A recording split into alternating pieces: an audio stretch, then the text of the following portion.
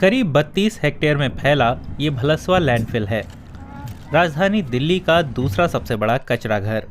इसके आसपास 2 लाख से ज़्यादा लोग रहते हैं। पिछले 25 साल से हेमा यहाँ कचरा बीनने का काम करती हैं। फिर मैं काम पे भी जाती थी और काम करके आती थी। फिर घर का काम जो होता था वो भी करते थे घर में भी। इधर 1 साल से थोड़ा तबीयत ज़्यादा ख़राब होने लग गया, तो फिर मैं उतना काम पे वैसे जैसे कि महीने में 20 दिन में काम कर लेती थी, 25 दिन कर लेती थी, लेकिन थोड़ा ज़्यादा तबीयत ख़राब होने की वजह से मैं उतना नहीं कर पाती थी। इस लैंडफिल के करीब रहने वाले लोग विषैली हवा में सांस लेते हैं। दिल्ली दुनिया में सबसे ज़्यादा प्रदूषण वाले शहरों में से एक है और कचरा हटाने की खराब व्यवस्था से हालात और बिगड़े हैं। हेमा उन 40 महिलाओं के समूह का हिस्सा हैं जो इस मुद्दे के बारे में और अपनी स्वास्थ्य समस्याओं के बारे में जान रहा है। इनकी योजना ऐसा ही काम करने वाली अन्य हजारों महिलाओं तक पहुंचने की है। स्थानीय प्रतिनिधियों के साथ समूह की नियमित बैठक में सोशल, मेडिकल और पर्यावरण के मुद्दों पर सार्वजनिक सुनवाई की जाती है। इस किस्म की सामुदायिक भागीदारी बहुत ज़्यादा ज़रूरी है, क्योंकि अक्सर होता ये है कि लोग खतरे के बारे में जागरूक नहीं होते और अंदर बाहर तीखी गर्मी और भारी वायु प्रदूषण की चपेट में आ जाते हैं। तो पहला कदम लोगों को जागरूक करने का है। वैसे कुछ प्रोग्राम नए हालात में तैयार रहने के लिए व्यक्तिगत स्तर की रणनीति भी मुहैया कराते हैं। ऐसी रणनीतियां रुखसाना से बेहतर कौन जानता है। वो कचरा बीनने वालों के परिवार में पैदा हुई और उन्हें महिलाओं को होने वाली समस्याओं का सीधा अनुभव है। शोधकर्ताओं ने भी मेडिकल परीक्षणों में ये चीजें देखी हैं।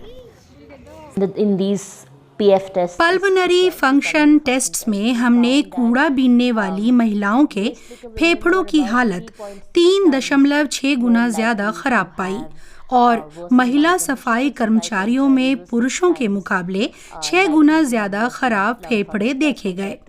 ये महिलाएं अपने घरों में बायोमास ईंधन से या लकड़ी के चूल्हों पर खाना भी पकाती हैं। रुखसाना ने चिंतन environmental action and research group की टीम के साथ मिलकर पूरे मोहल्ले में हवा की गुणवत्ता जांचने वाले उपकरण लगाए हैं। इससे महिलाओं को अपने काम और रोजमर्रा की गतिविधियों की योजना बनाने में मदद मिल जाती है। मॉनिटर में अगर लाल निशान दिखाई देता है तो वे कचरा ठिकानों पर नहीं जाती और मास्क पहनकर ही बाहर निकलती हैं। घरों में महिलाएं कम प्रदूषण करने वाले ईंधन इस्तेमाल करने लगी हैं। जैसे कि औरतें सब चूल्हा जलाती हैं, तो हमें कहीं से पता चला कि फ्री सिलेंडर मिल रहा है सरकार की तरफ से, तो उनमें क्या क्या चीज़ उनको ज़रूरत पड़ती है। तो काफ़ी लोगों को, कम से कम 30 से 35 लोगों को हम लोगों ने अपनी कॉलोनी में गैस दिलवा दिया है। 2022 की वर्ल्ड एयर क्वालिटी रिपोर्ट में दुनिया के सबसे ज़्यादा प्रदूषित 50 शहरों में दिल्ली का नंबर 4था था।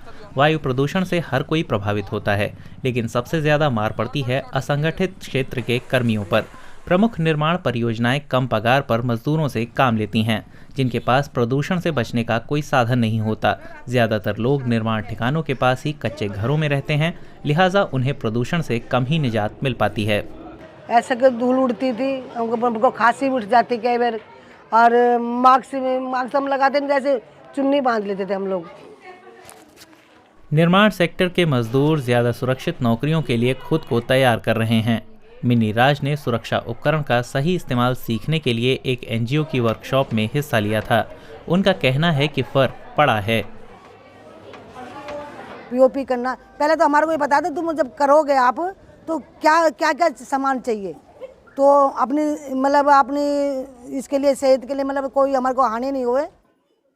हेमा, रुखसाना और मिन्नी जैसी महिलाओं की कोशिशें भले ही सागर में बूंद जितनी हैं, लेकिन उन्हें उम्मीद है कि उनकी कोशिशें दिल्ली में मजदूरों के लिए बेहतर हालातों को बढ़ावा देने में मदद करेंगी।